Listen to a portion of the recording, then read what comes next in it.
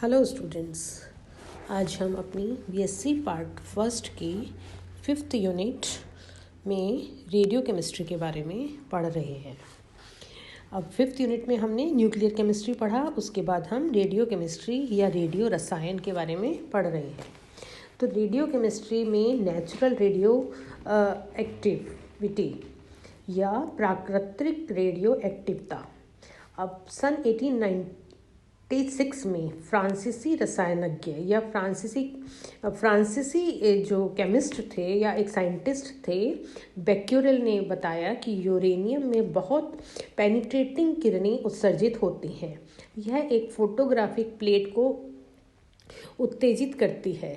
इसके पश्चात पीरे और मैरी क्यूरी ने खोज करके पता लगाया या उन्होंने इस चीज़ की खोज की कि निश्चित तत्वों जैसे कि यूरेनियम और रेडियम के न्यूक्लियाइड्स का स्वतः विघटन होकर अन्य तत्वों के न्यूक्लियाइड्स बनते हैं।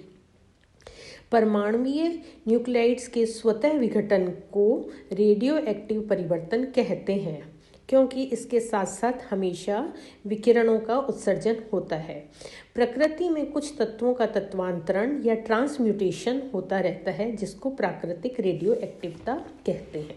जब हम रेडियो केमिस्ट्री की बात करते हैं तो हमें सबसे पहले ये जो टर्म है रेडियो एक्टिविटी या रेडियो एक्टिवता के बारे में हम बात करते हैं।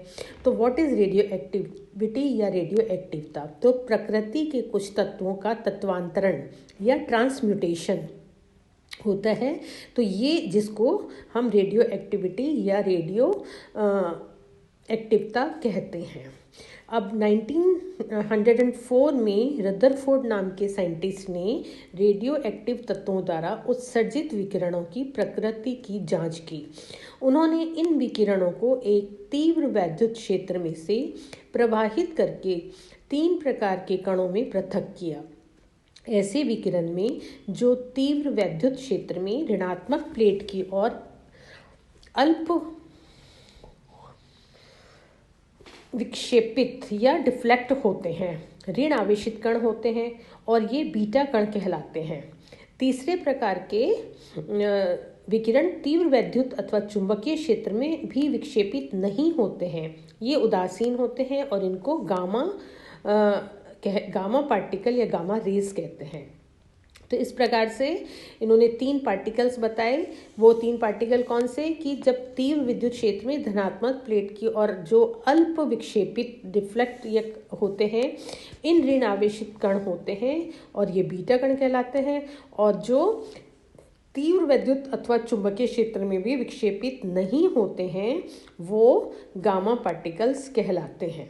और जो धन आवेश होते हैं, जो ऋणात्मक प्लेट की और अल्प विक्षेपित होते हैं और जो धन आवेशित कण होते हैं वो अल्फा पार्टिकल्स कहलाते हैं। जैसा कि हम इस डायग्राम में देख रहे हैं कि एक अल्फा पार्टिकल है और एक बीटा पार्टिकल है, और जो स्ट्रेट सीधा फोटोग्राफिक प्लेट की तरफ जा रहा है वो गामा रेज कहलाती हैं। अब रेडियम उपरोक्त 3 प्रकार के विकिरणों को उत्सर्जित करता है। कुछ स्थिति में देखा गया है कि अन्य रेडियो एक्टिव न्यूक्लियाइड्स अतिरिक्त 2 प्रकार के विकिरण देते हैं। तो रेडियो एक्टिव न्यूक्लियाइडों में निम्नलिखित 5 प्रकार के विकिरण प्राप्त होते हैं। अब ये 5 प्रकार के कौन कौन से विकिरण हैं? उनमें से फर्स्ट है अल्फा कण, बीटा कण, गामा कण, किरणें और पॉजिट्रॉन और न्यूट्रॉन। तो ये 5 प्रकार के विकिरण हमें प्राप्त होते हैं। अब हम जब बात करें रेडियो एक्टिव विकिरणों की प्रकृति और नेचर और उनकी प्रॉपर्टीज़ के बारे में, तो सबसे पहले हम बात करते हैं अल्फा पार्टिकल्स। अब अल्फा कण की मास या संहति जो है, द्रव्यमान जो है 4 AMU और उन पर आवेश +2 होता है तथा ये हीलियम न्यूक्लियाइड्स कहलाते हैं। उनको हम 4He2 अथवा अल्फा द्वारा प्रकट करते हैं। अल्फा कणों का उत्सर्जन लगभग 30,000 किलोमीटर पर सेकंड के वेग से होता है।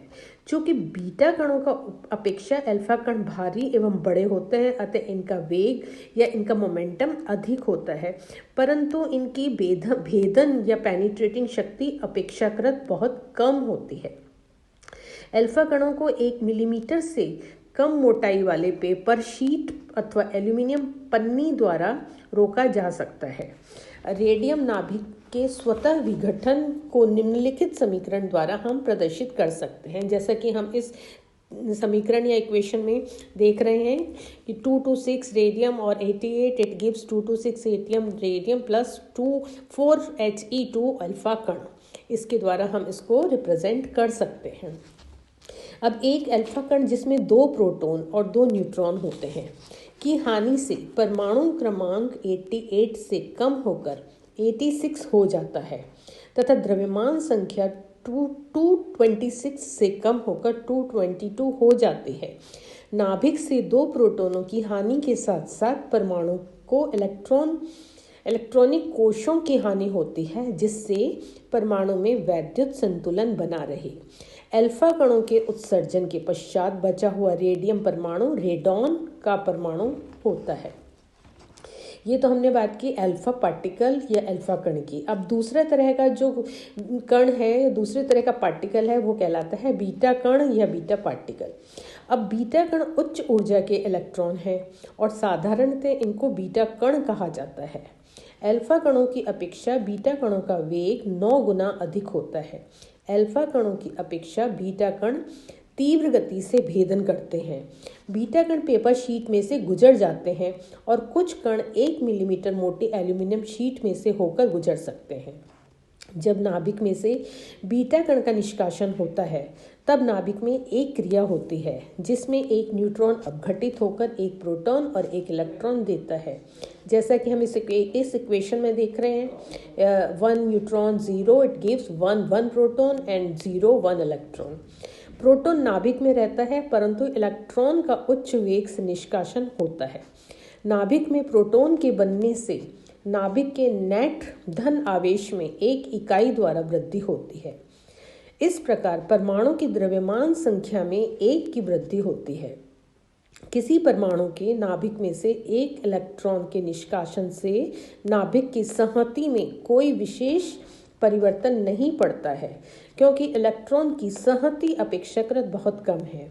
अतः नाभिक में से 1 इलेक्ट्रॉन बीटा कण के उत्सर्जन द्वारा थोरियम के आइसोटोप का प्रोटोएक्टिनियम के रूपांतरण करने पर दोनों न्यूक्लियाइडों की द्रव्यमान संख्या समान रहती है, जैसा कि हम इस इक्वेशन में देखते हैं।